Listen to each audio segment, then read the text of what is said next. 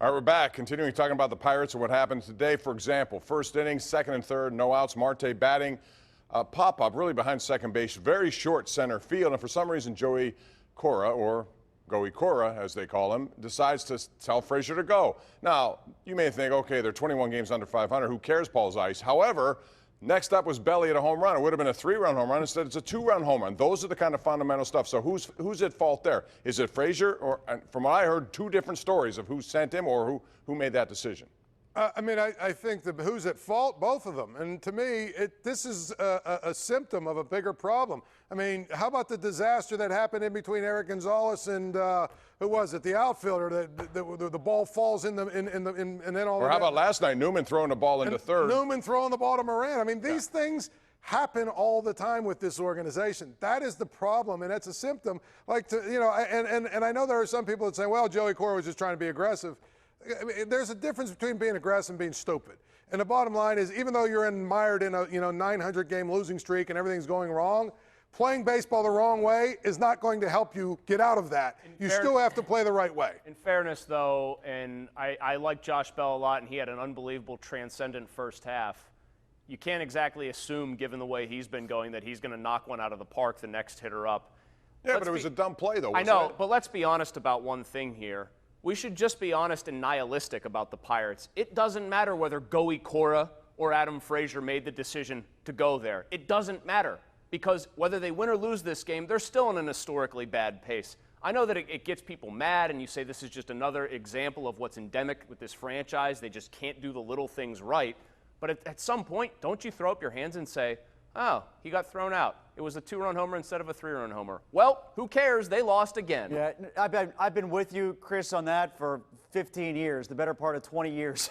However long I've been watching on a nightly basis and trying to analyze this team. But this year, it feels worse. Like, to what Paul was saying, I feel as if, generally speaking, you're right year in, year out. But this year, and it goes back to what we were talking about in the first segment about why it's easier just to have Hurdle's head roll and nobody else. What's been happening on the field, game to game, decision to decision, who to bunt when, have Vasquez stay on the team and then not pitch but 2 games in like 50 or something like that. There's just so many incidents of guys throwing to the wrong base or running at the wrong time. It's disproportionately high in this season. Well, it's because they battled the first part of the season, and then like they did. I thought that they showed real fight the first part of the season, pre-All-Star game, and so to see them just crater so badly and be so careless and be so like Little League in everything they do execution-wise, I can understand why it's extra frustrating. That's why I watch most of the games on mute, so some of the times I just miss things and then I don't have to go back and actually torture myself watching them again. All right, Paul, I want to ask you this. What is the proper outcome after this season? I want you to, both of you guys, all three of you, give me outcomes. What will happen? What should happen to the front office? I would say what will happen is Hurdle will be the fall guy, and Searage will go with him, and not much more than that. I think that Huntington will survive and Coonley will survive. What should happen?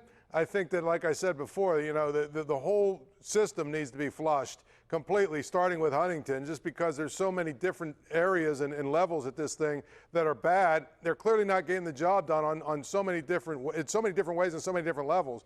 To me, if you're just going to fire Hurdle and Searage, you might as well keep them because you're not changing anything. Yeah, I agree with a lot of that. I think like what Paul's getting at here is lipstick on a pig.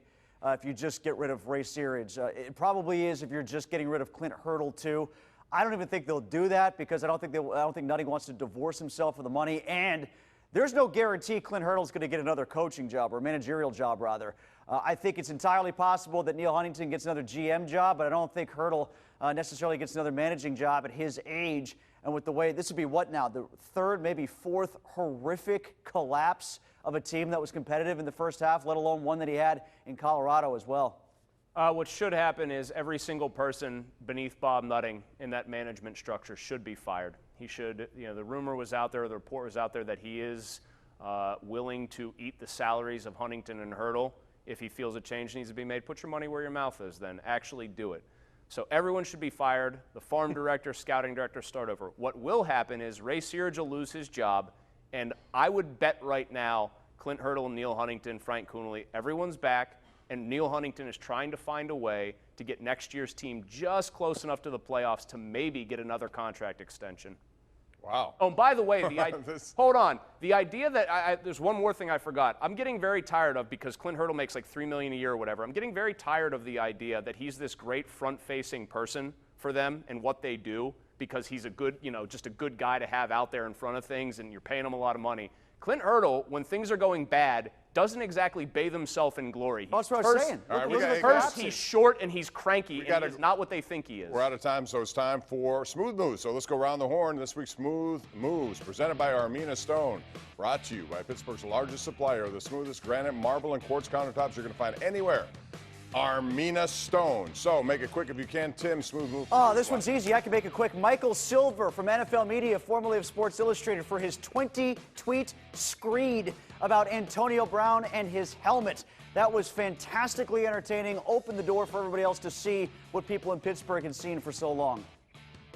Oh, for me, I think it's the two guys people wanted to see in preseason shine, James Washington and Devin Bush. Both of them did some really good things on Friday. I know it's preseason, but those are the kind of things you look for, and hopefully, for the Steelers' sake, those two guys continue. Smooth moves to Brooks Koepka, Tiger Woods, and every other golfer. Pomp, Zeise, I know you guys can understand this appeal. Yeah. Calling out Bryson DeChambeau for slow play. A scourge at any level of He didn't want to hear it, though. Oh, he's a goof. Go play with your one-length irons and tell it, consult your green book a couple more times, you goof. Those guys are always in denial, but they're wrong. It should be enforced, and they should be penalized. Anyway, those are the Smooth Moves of the week, brought to you by Armina Stone. They feature Pittsburgh's largest indoor stone gallery, granite, marble countertops imported from all over the world to give you the smoothest countertops in your area. Score a touchdown right now with new granite countertops from Armina Stone. Steelers up next.